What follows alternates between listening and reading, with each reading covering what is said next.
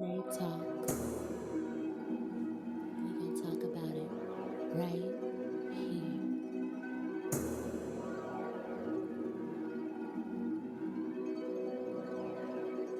Yeah, you ready?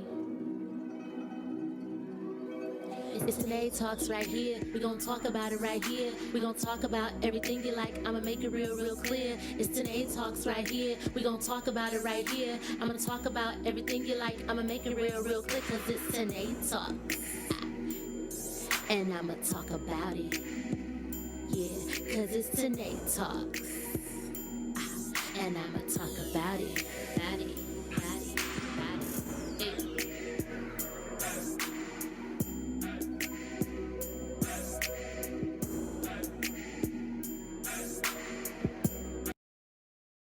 And welcome to the Tynee Talks podcast, the podcast where you come to laugh and learn, the podcast that educates and entertains. I am your host, Tynee, and I'm so happy to be back. I haven't seen or talked to you guys in a while because I was, out here getting married. As a married, not as a wife. I'm a wife now out here in these streets. So that's what I've been doing. I've been following the journey and the story with Terrence and I. You can go check that out in past episodes, how we met, blending our families, the whole nine. And so that was a great milestone in my life. And soon I'll be sharing it on the YouTube channel so that you all, my fans, my listeners, can share in the special day. If you were not able to make it, don't forget to hit the notification bell and subscribe to the Tynee Talks podcast, and follow me on all streaming services, all social media, Instagram, Tynee Talks, TikTok, Tynee Talks, Snapchat, Tynee Talks, Facebook, Tynee Talks, period, Tynee Talks, you know what I'm talking about. And, this thing don't run free. So, if you want to donate, down at the bottom, hit my Cash App or hit that PayPal or become a sponsor, because today's show is brought to you by me, Tynee. But I have a great guest on the show today. And before I get started with introducing that guest, some people weren't able to make it to my wedding, and one of those people is this person here. So just take a little listen. It's Tynee Talks. No, that's not it. Look at me having here we go. This is it right here. My bad, y'all. Yo, what's up? This the people's rapper, Jon Connor, a.k.a. Tynee's brother, Deucey. And first of all, I want to say congratulations. And right now, I want everybody to put their hands together for the new Mr. and Mrs. Rogers. Peace, blessings, and I love y'all. Congratulations. So that Yo, voice, that $1 million voice that you just heard was none other than the people's rapper himself, Jon Connor. Ooh, welcome to the show. That's the right time for me to put my camera on now. Yeah, this is the right time, as we introduce the people's rapper, Jon Connor, because this is my brother, y'all. And man, I hate that I didn't get a chance to make it out there to your wedding. Congratulations. This is probably the first time I can see you to tell you congratulations. Congratulations. I'm so happy for both of y'all. Nobody deserves to be happily married more than you. You have been one of the most amazing, solid, just one of the most driven, positive, passionate, good-spirited, kind-hearted, morally in tune women, people that I've ever met. Since the time we met in our 20s, our early, you have been consistently you, and you being all of those things that I just named. Like, you know what I'm saying? Like, I don't really know anybody that can say a bad thing about Tynee, and I am blessed that you've been a part of my life for so long and always been a beacon of positivity in my life. And so I really did hate that I wasn't there, but I love you so much and you deserve it. Congratulations, man. Thank you. I mean, flattery gets you everywhere. Oh. But I'm so happy to have you on the show. It's been a long time coming. And right now we're in June 2022, which June is Black Music Month. And Okay. what better than to kick off my return to the scene than to kick off Black Music Month with the people's rapper, Jon Connor, and to discuss his new album, SOS 2. Well, I am Black and I do make music, so that will, you feel me? I see what you did. You happen to be Black and you make not only music, it's tatted on my vein. Tatted on my veins. What's the lyric? You got a lyric about that. Tatted on my veins. It's embedded in my slave. What was it? You talking about play earth for? Yeah, it's that lyric. It's that lyric. Embedded in my vein, like the pain of a slave. Breaking free from the chains. Bars. Yeah. But seriously, no. SOS is reminiscent. Well, okay, y'all, this is Jon Connor to y'all. So I will be doing this interview as from a fan's perspective, an outsider's perspective, and as this being like my brother, as well as me being a #1 fan. So like, I'm a fan of Jon Connor, like, but you're gonna hear me call him Deucey. I dig it. I told you before we did this. It's kind of like Oprah and Gail having an interview with each other, or like or Jay-Z and Tata. Eddie Murphy and Arsenio. You know, it's one of them. We've known each other for so long, you know, that it'd be kind of hard to just act like we don't, you know what I'm saying? But I'm excited. Let's get it. Let's get it. Okay, so for those who don't know, let me give y'all a little background information. Deucey and I met each other back when I was pursuing music. I used to be a singer, y'all. Hard to believe, maybe not. But I was pursuing a music career, and Jon Connor was Duso at the time. He was going by Duso. And so I was being represented by Kevin Galloway, the Kevin Galloway. Some of you may know him as like the pastor, prayer warrior, just wise man that he is. But years ago, almost 20 years ago, he was my manager. And he took me to this place in Flint called the Purple Moon. And the Purple Moon was like a happening nightclub in Flint, very actually upscale, very kind of upscale to be in Flint at the time, if you're familiar with Flint. It definitely was. It was very upscale. It was owned by this European dude named Francois. And he was everything European. He was Middle Eastern. But continue on. I just want to make sure you know, I got you on the details. But go ahead. Wait a minute. Wait, the Middle East is not in Europe? This is like, we're talking about like Israel, Palestine, like. Those who know me know I don't know my directions. I don't even know my directions in town. In Flint, it was easy. The north side to the south side. Simple. But anywho. So Jon Connor's performing that night, and Kevin takes me there to meet him because not only is he the people's rapper, he's also a producer, and he be in his producer bag, and the shit be fire. So anyway, we meet each other, and long story short, this becomes my brother. You know, I get on AB Squad, and somehow music stops, and I become like the publicist. Back with the Vivaldi A. Remember, it was like very imperative that it's like it has to be the Vivaldi A and A Squad. That it was called, that the name of the font was Vivaldi. That's hilarious. Yeah, that was the name of the font for the A in A Squad. This was our symbol right here. But many people want to know, you know, you're the people's rapper. And for my listeners who don't know, if you can give them just a brief synopsis of how you got into the rap game and how you became the people's rapper with this SOS album, The Road to Legendary. Well, I started making music around the time I was 11, 12 years old. And that progressed to me selling CDs and tapes in high school and getting a pretty, a pretty decent name for myself growing up. But it was just a passion of mine just because my father is a musician and my mother's a writer. So I think I got the passion for writing and music from both of them equally. I kept at it, just kept at it, kept at it. I went to Full Sail after I graduated from Powers Catholic High School in Flint, Michigan.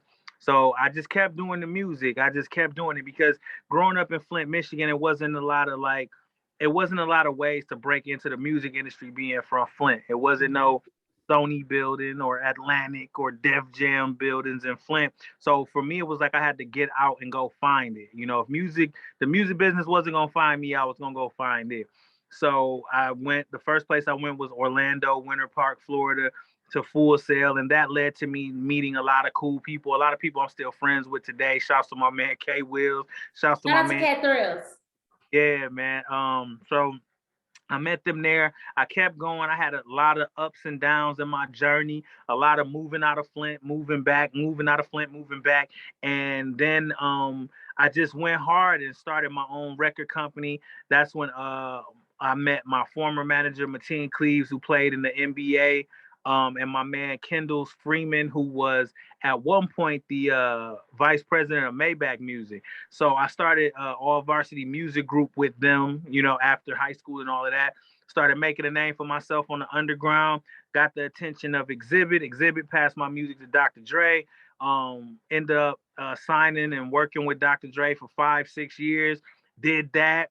Learned what I was gonna learn, took that opportunity and those experiences for what they were, and left and decided that I wanted to put all of this knowledge into myself and into my company. So now I'm back doing my independent thing with All Varsity Music Group and just creating music and honestly just following my spirit and what makes me happy now. I love that. And I'm so happy to have been on the road to Legendary with you, in and out of Hole in the Walls, traveling around Michigan, traveling around the country, actually. It was just a really good time. And so we go come back to move forward. And so you get signed 2013. Uh-huh.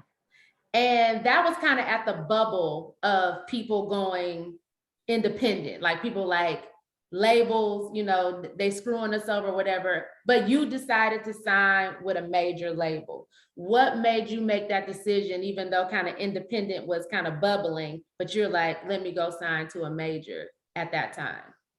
I think what ultimately probably was the deciding factor was meeting Dre and trusting his word. You know what I mean?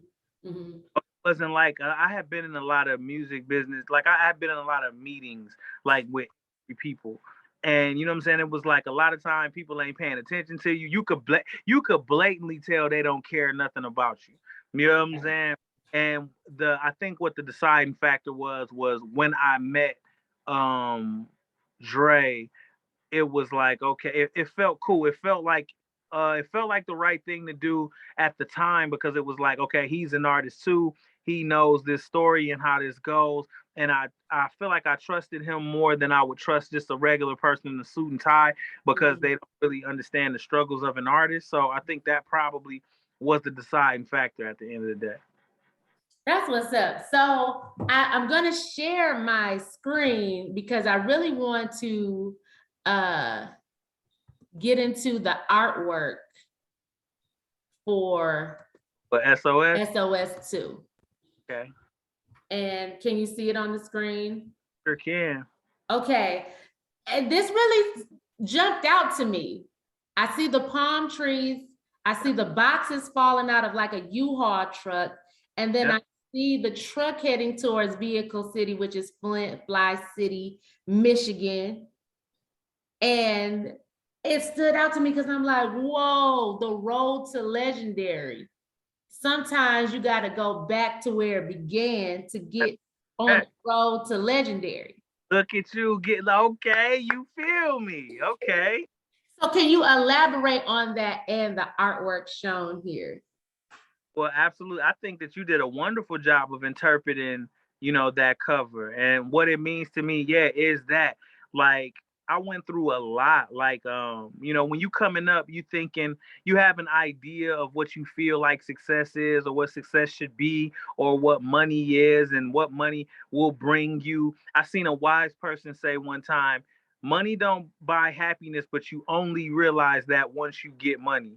Like, you know what I'm saying? And I went through like a lot of things during my time period, my first stint in California and being on a major label and all of that stuff.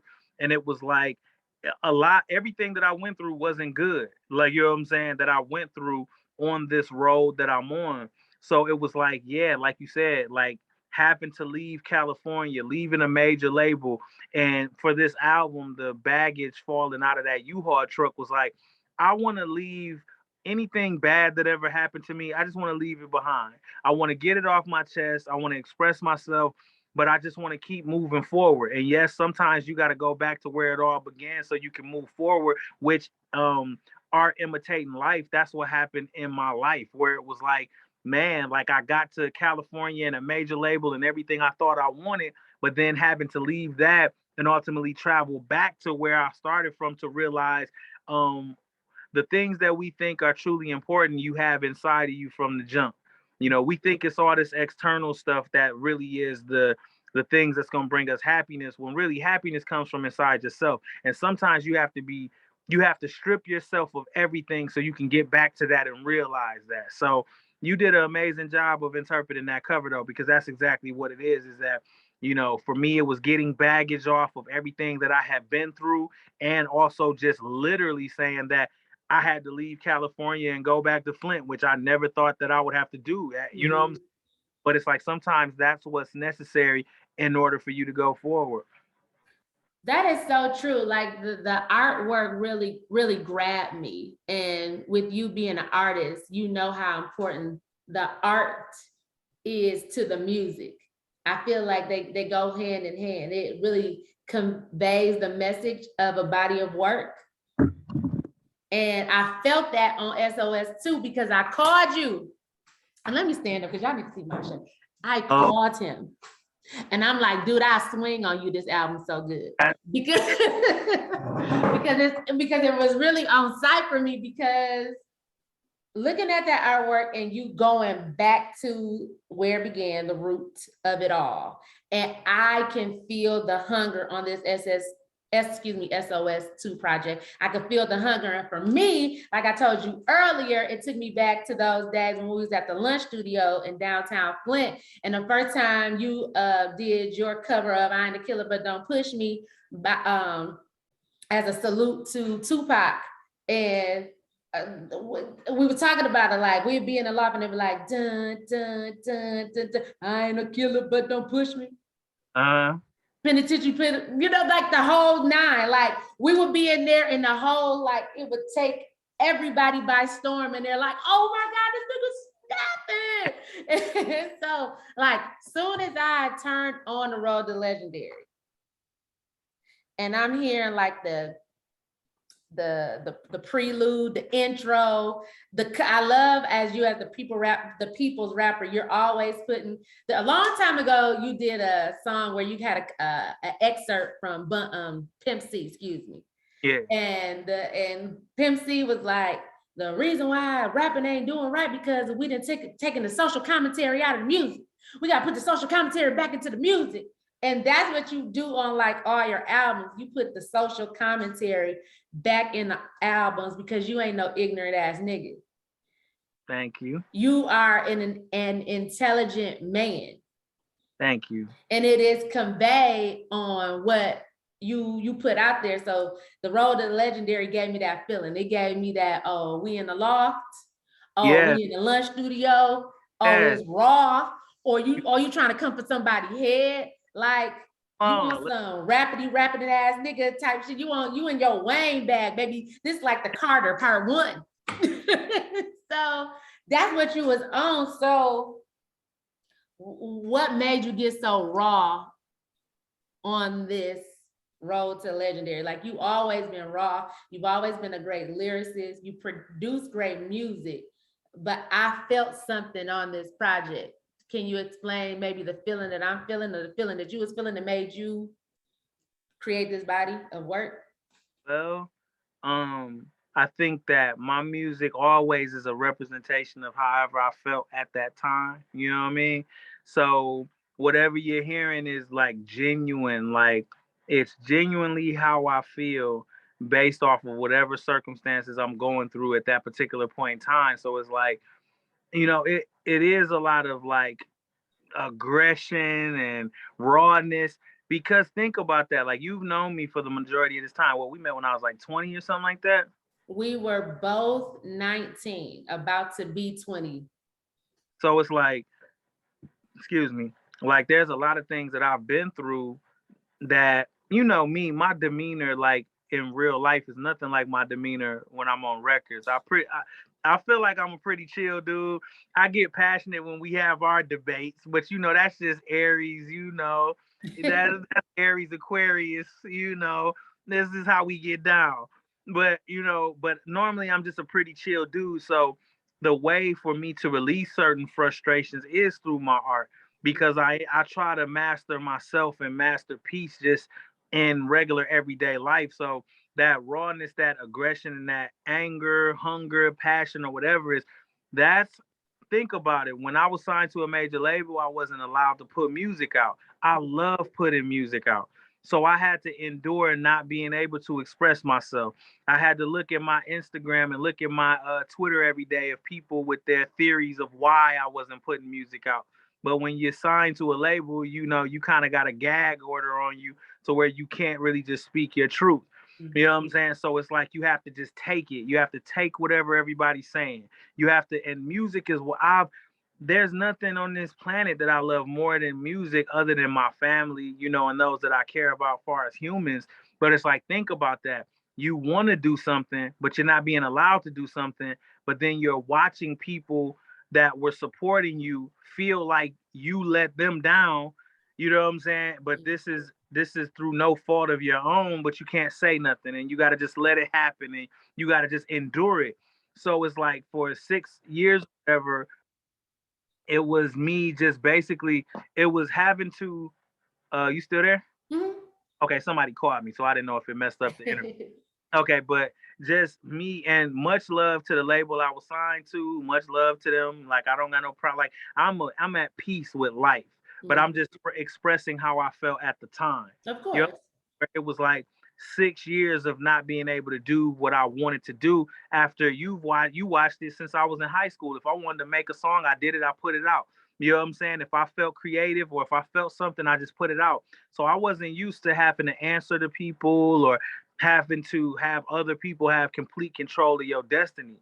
I'm just, as an Aries, that's just not how I get down. It's like I want to live and die by my own on my own shield. You know what I'm saying? If I succeed, it'll be because of a decision I made. If I fail, it'll be because of a decision I made, not because of some shit somebody else told me to do. So over time, it was just like that was just all built up, wanting to get out that wanting to get out those feelings and wanting to express myself, wanting to show the world like, yo, I still love music just as much as I always did, but not being able to. So SOS 1 and 2 really are like a breath of fresh air, of a sigh of relief, of just getting those 6 years off my chest. You know what I'm saying? So, if you felt something, it's because the emotions were real, and that's how I actually felt. So I appreciate you for that.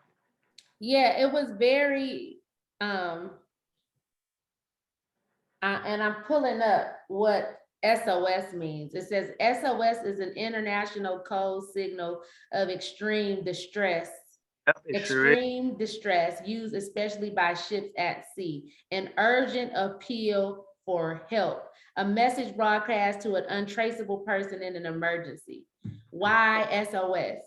International code signal of extreme distress. There it is.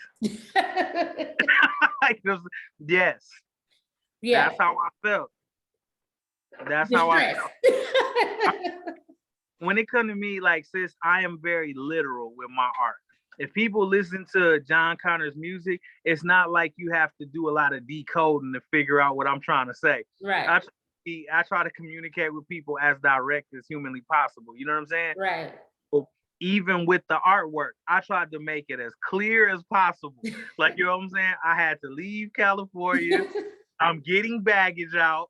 I had to go back to Flint. Distress. Literally distress. Literally. It's like with Jon Connor music, don't think that these things are some type of artsy, maybe there's some, no, it's exactly what it looks like. It's exactly what it sounds like. So yeah, the title SOS for the album, yes, that was what it was. It was a distress signal to my fan base. Like, you know what I'm saying? Like, yo, the person, Jan Freeman, is not happy. Jan Freeman is not in a good place right now. Jan Freeman is sending a distress signal on behalf of Jon Connor to everybody Right. who ever supported my music, that ever questioned what was going on with me, or, you know what I'm saying, why the delay in music and stuff like that. It was like Jan Freeman was shooting a flare gun out to his fan base, like, yo, yes, this is a distress signal. I don't even like what I'm having to go through right now. While people have their debates or discussions about what they think is going on with me or whatever the case, it's like, I'm in distress. You mad about my album not coming out. I'm mad about my album. How you think I feel? Like, you know what I'm saying? So it's like SOS was like the appropriate title. And throughout time, it also meant that through my message, it meant a couple things. Saving our souls is one thing, an acronym that I use when creating these SOS albums, because I would like to create music that helps to save our souls. Like, even though I'm cussing, like in one of the songs I say, God, I hope you hear the message through these curses. I hope you hear you in these verses. You know what I'm saying? That even though I'm cussing, sometimes it's like you have to speak in the language of the people that you're trying to reach. So it's like I be hoping that people hear the God in me through the lyrics that I speak. And so Saving Our Souls was an acronym that I would think about and that I would put at the top of my brain when I thought SOS when writing records for this album. I love that because it's a special little meme that's around the internet. And it says, I love God, but I cuss a little bit. And that just fully represents me. But I feel like cuss words, and this is another meme. It said, it's the seasoning salt to the end of a sentence. And I'm like, that's it. And it's so funny. The first time back in the composition book days, the calling. In the calling days, the first time I was blasting your music in my car, my mama got in the car with me. And she was like, I like his music, but why you gotta cuss so much? Right. And I was just like, Mama, but it's so good because it's like when you throw that bitch on the end or that MFer on the end, it's just like, gotta do it. Sometimes, and man, God bless your mother. She was such an amazing person, man. God bless. God bless the dead. Shout out to Mama. We on Zoom, so it's telling me we got 10 minutes to kind of wrap this up, and there's just so much I want to say. That was the whole shit. No, we got to do a part 2 because it literally just gave me, when you podcasting on these streets, you need money for the upgrades, and I'm paying for so much. Okay, I see what it is. We on regular Zoom. Regular Zoom. But it's all good. So I want to get some things out. So one of the things, one of the songs that really stood out on the album to me was a song called Big Homie. And you talking about basically this prototype, I guess you could say, of a nigga in the hood who been trapping, and then he recruiting little niggas and he ain't doing nothing with their life and he's leading them astray. And at the end of the song, you like, he ain't gonna help you out because y'all niggas both gonna end up in prison. Y'all both gonna end up in jail. And that is the storytelling that I love about the people's rapper, Jon Connor, because, when we were coming up through the trenches of the Flint music scene and all the things that we endured and we went through, a lot of people would question your connection to the streets because you wasn't a trapping nigga. You wasn't that big homie that you're describing in the song. but you observed it, you saw it, you are narrating the shit that's going on in Civic Hood, off Dayton Ave. You know what I mean? And so can you tell me a little bit about that song and you narrating and you kind of getting through the scuttlebutt of people trying to say you ain't this or you ain't that? And it's like, I'm the people's rapper. I'm letting you know I am reporting on the hood. Well, absolutely, man. For one, just about the song directly, I think I seen Wallow or Gilly say it the other day, something that I had been saying too, even before making that song. It's like just because somebody older than you don't mean they your OG. It doesn't mean that they're your big homie. That just means they're older than you. I think, you know what I'm saying? I think that OG and big homie and these type of titles, I think that there should be standards to, you know, who gets these titles. You know, what are you pouring into the youth? Are you helping somebody better themselves, or are you helping them to end up in a terrible situation? You know what I'm saying? Because I know some dudes that's older than me that's I kind of look at spiritually and mentally as little homies. It's like, oh, you still on the same type of time. You haven't grown. You haven't progressed. Like, just because you older than me, that doesn't make you more mature than me. You know, wise person said, maturity doesn't come with age. It comes with the acceptance of responsibility. So, you know what I'm saying? There's a lot of people that haven't. I know you said this shit gonna cut off, so you want to cut it off and then get back on? No, you finish this thought. I'm gonna say that thought is finished to give us some room.